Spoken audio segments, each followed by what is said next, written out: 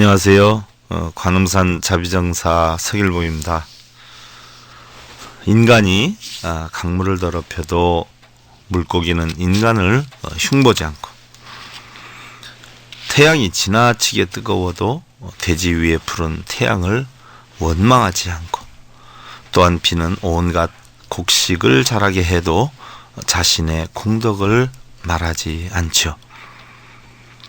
경전에 보면 우리 사람에게는 첫째, 어린 나이에 높은 등급의 명예를 얻는 것, 둘째로 부모, 형제, 친척 등의 권세에 힘입어서 좋은 벼슬과 평온한 그런 생활을 하는 것, 셋째는 재주가 뛰어나고 글솜씨가 좋은 것, 넷째는 외모와 형상이 출중하게 아름다운 것 등, 이 네 가지가 바로 불행의 씨앗이 된다라고 했어요. 부귀와 영화는 때에 따라 변하는 인생의 장식물에 불과한 것이고, 어찌 보면 행복은 불행의 씨앗이고, 또한 불행은 행복의 밑거름이 된다라고 했지요. 밤이 지나면 아침이 오고, 또한 겨울이 지나면 봄이 오고, 넉넉함은 나태와 낭비를 만들고, 어려움은 또한 밝은 내일을 일구어내는 밑바탕이 되기도 하지요. 그러나 게으르고 나태하게 시간을 줄인다 하는 것은 바로 자신을 조금씩 살해하고 있는 것이나 다름이 없는 것이어요. 우리 불자님들은 결과를 떠나서 항상 최선을 다하는 그러한 마음의 자세가 필요하다 하는 생각이지요. 우리는 지난 시간에 우리가 처해 있는 현실의 불교에 대한 반성과 각오 가운데, 첫째로 산속에 은거해 있는 그런 불교와, 둘째로 기복 위주의 예배와 기도만을 강요하는 그러한 불교에 대해서 살펴보았어요. 그럼 오늘은 그것에 이어서 세 번째, 무리한 대작불사를 유행시키는 불교에 대해서 살펴보겠어요. 우리는 불사를 통해서 부처님의 장엄과 불교 미술의 훌륭한 가치를 지니게 하고, 한국 문화의 뛰어남을 자랑해 왔어요.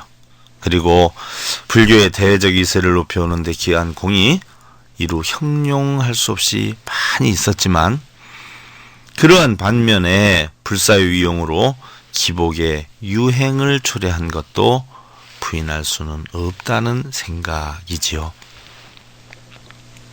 더구나 불사의 사실이 외형이나 허례의 그러한 의식을 부추김은 물론, 재물중시주의나 승려의 타락과 부도덕을 조장하는 도구로 사용되는 경우도 없지는 않는 듯해서 상당한 염려가 되는 입장이고, 이건 역시 기복을 위시로 하는 불자들의 힘이 많이 작용된 것만큼은 부인할 수 없는 사실이지요.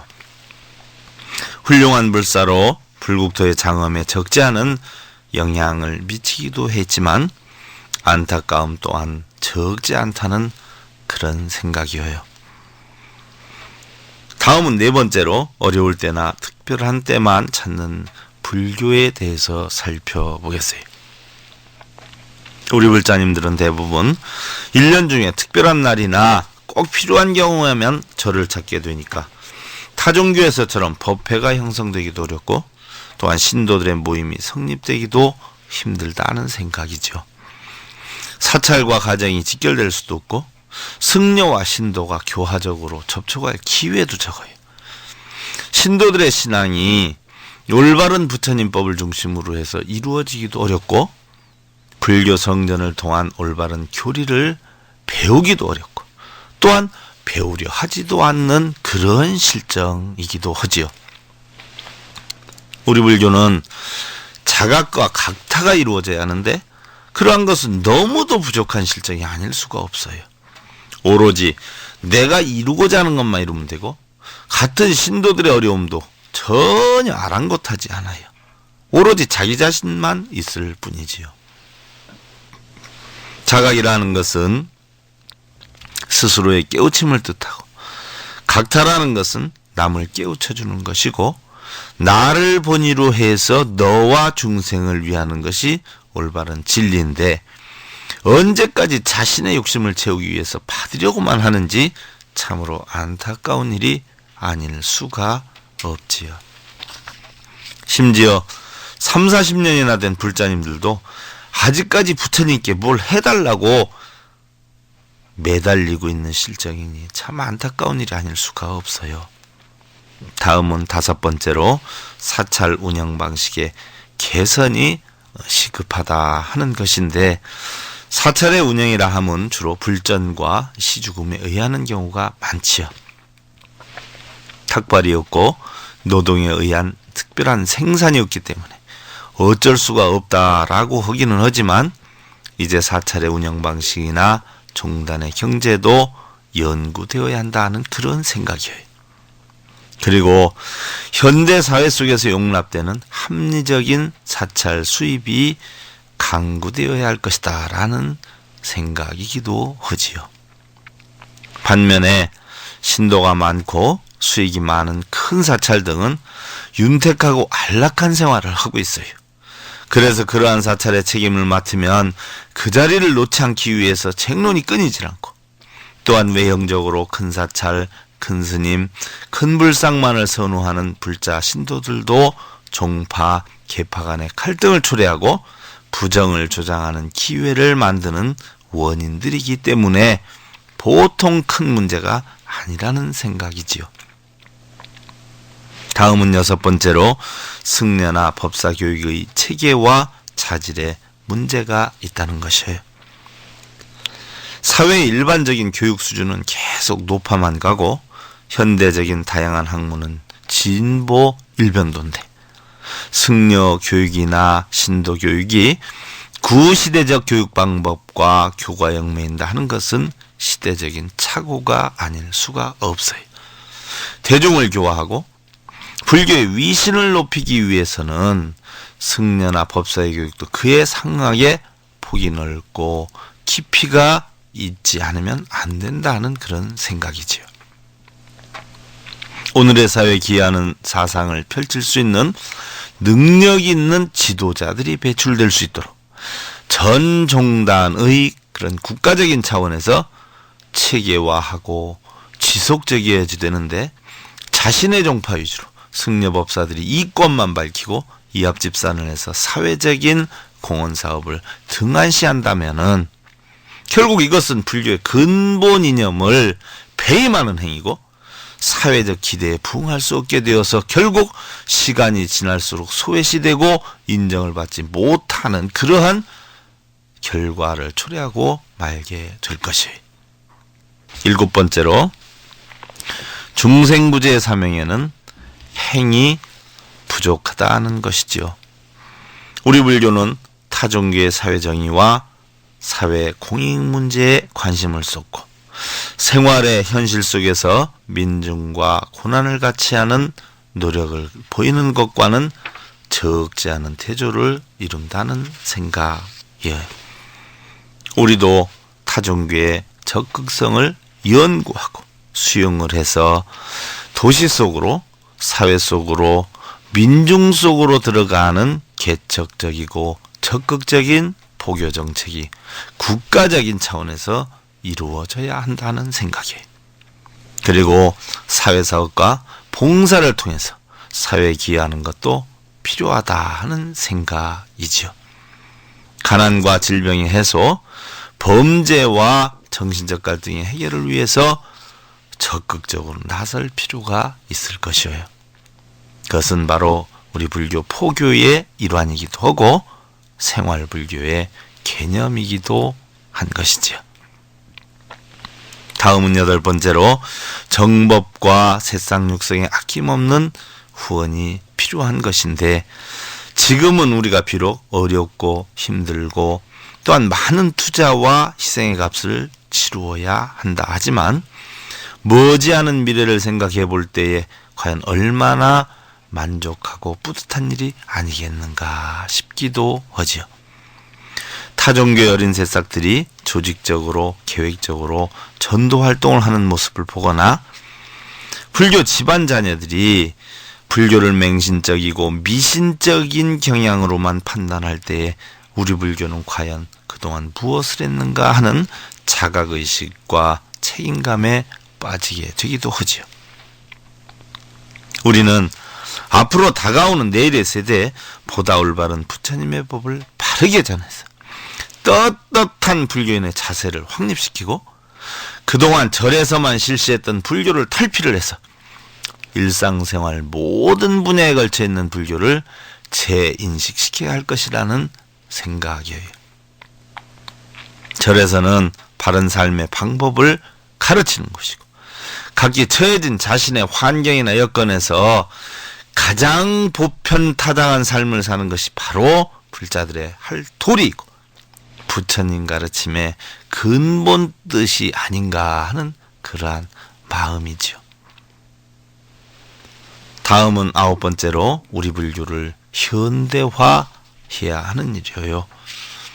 우리 인간은 자신의 생존과 발전을 위해서 부단한 노력을 계속하고 있고 우리 불교 역시도 과거에서 현재, 현재에서 미래로 현대화의 노력을 계속해 오다 보니 바로 소승과 재승 또한 일승불교의 교리발달사가 이것을 답변해 주고 있는 것이죠.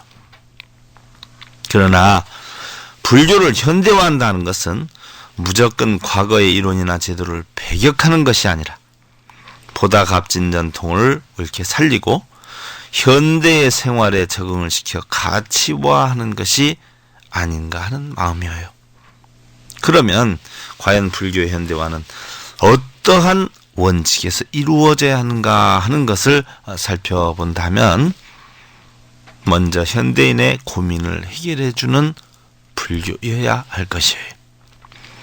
고민을 해결해 주는 불교라고 해서 혹여 원하는 명예를 얻도록 하고 원하는 돈을 벌게 하고 공부 못한 자식을 인류대학에 보내주는 그러한 것이 아니에요.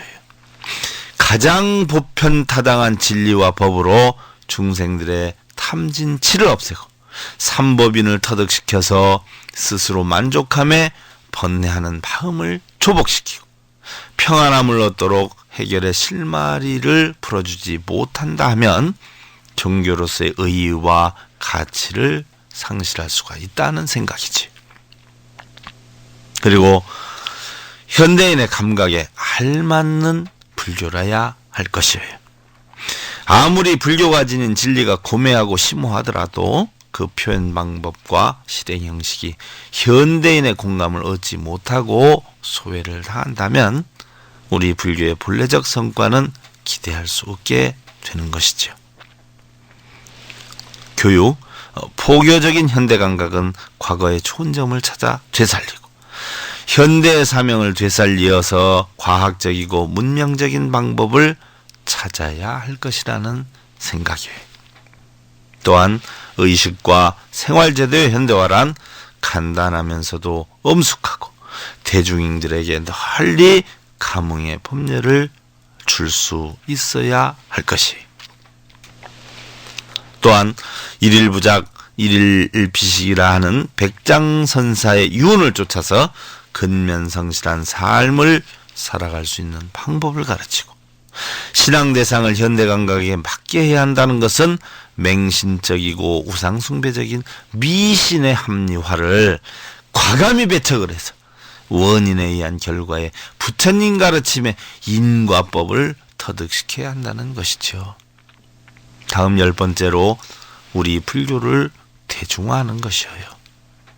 불교는 부유하고 유한한 그러한 부유층이나 시간에 여유가 있는 사람들만의 어떤 전유물이 아니고 부녀자 위주의 편중적인 것이 아니라 보편적이고 대중적이어야 할 것이에요. 우리 불교가 대중화를 하기 위해서라면 누구나 믿을 수 있는 불교라야 하지요. 부유하고 안 하고 유식하고 무식하고를 따지지 말고 빈부귀천 산홍공상에 이르기까지 누구나 믿을 수 있는 불교가 되어야 할 것이에요.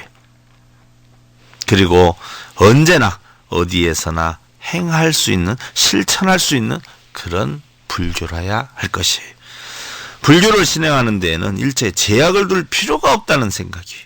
언제나 어디서나 봉행할 수 있는 그런 불교의 방법을 개발을 해서 불교의 대중화를 펼쳐나가야 할 것이다 하는 그런 생각이죠.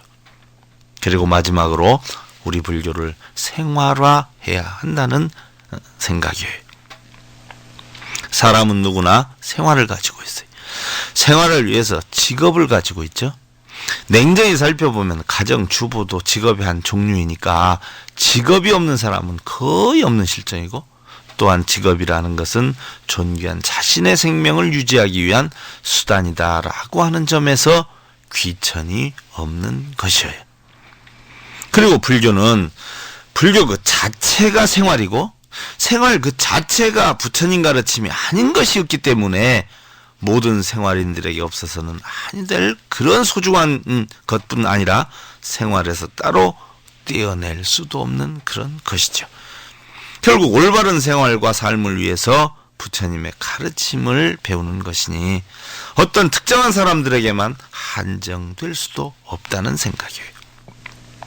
다시 말해서 불교는 자신의 근기에 맞도록 최선을 다해서 행복을 얻는 것이 열반이고, 만족함의 평안함을 유지할 수 있는 것이 해탈인 만큼 모든 생활을 가진 자에게 그 생활을 가치화하게 될 때 비로소 불교의 구경 이상은 실현이 되는 것이고, 온 중생들이 자비심의 감사와 보은으로 생활을 하게 될 때에 국토는 창음이 되고 불도는 성장이 되는 것이에요.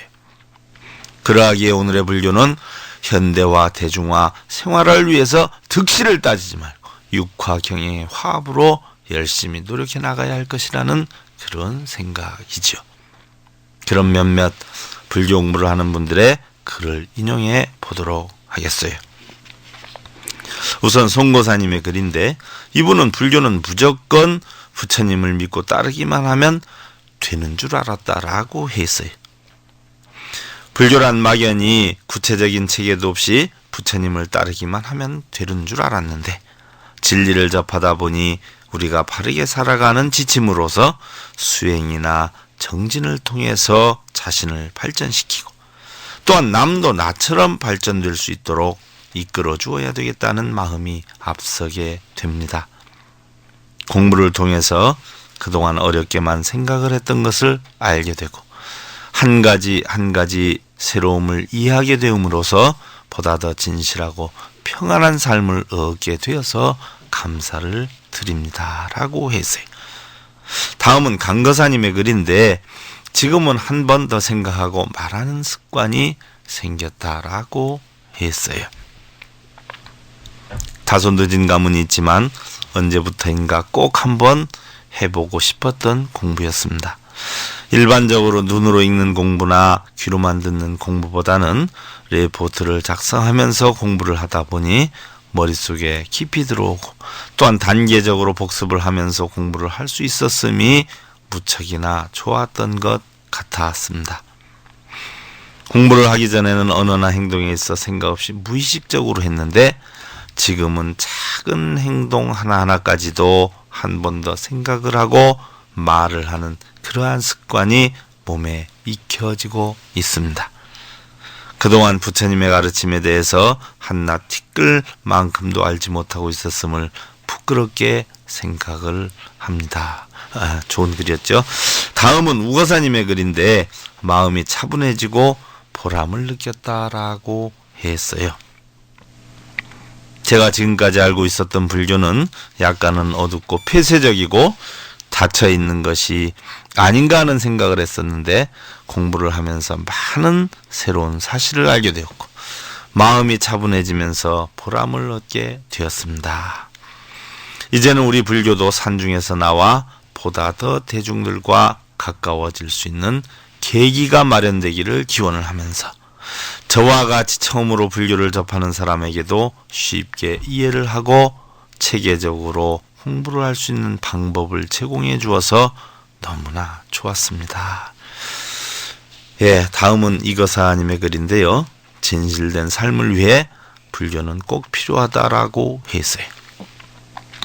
사찰에 가서 자신의 공덕을 얻기 위해서 불공을 드리고 산중에 절이나 부처님을 숭배하는 것이 바로 불교다라고 생각을 했는데, 불법을 공부를 하다 보니 불상이나 승려나 사찰을 숭배하는 것이 아니라 높으신 진리를 깨우친 부처님의 삶의 방법을, 또한 경전을 통해서 배우고 익혀서 그것을 스스로의 삶에 적용시키는 것이라는 것을 알게 되었습니다.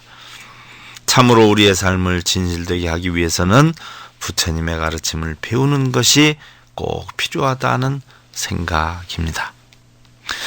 다음은 박거사님의 글인데요. 우리 불교의 맹신적인 믿음이 아쉽다라고 해 있어요. 우리의 불교는 자신을 깨닫고 지혜를 가장 중요시하고 겸손과 덕을 배울 수 있는 그러한 종교라고 생각을 합니다. 그러나 대부분의 불자들은 자신을 깨닫기 위해서 불교를 믿는 것이 아니라 원하는 것만 이루기 위해 맹신적인 믿음을 갈구하는 그러한 경향이 많아서 다소 아쉬운 점이 많습니다. 불교 공부를 하면서 모르는 부분을 배울 수 있다는 것에 대해서 좋았고, 또한 구체적인 내용이 수록이 되어서 많은 것을 상세히 알 수가 있었고, 책을 보며 하나하나 터득하는 것이 상당히 인상적이고 감명이 깊었습니다. 좋은 글들이었죠. 오늘 우리 불교의 반성과 각오, 또 몇몇 불자님들의 글을 인용해 보았어요. 우리 불자님들 부처님의 가르침을 통해서 날마다 좋은 날들 만드시기를 기원을 드리고, 그동안 관음산 자비정사 서길봉이었습니다. 감사합니다. 우리 불자님들 모두 부처님 되십시오.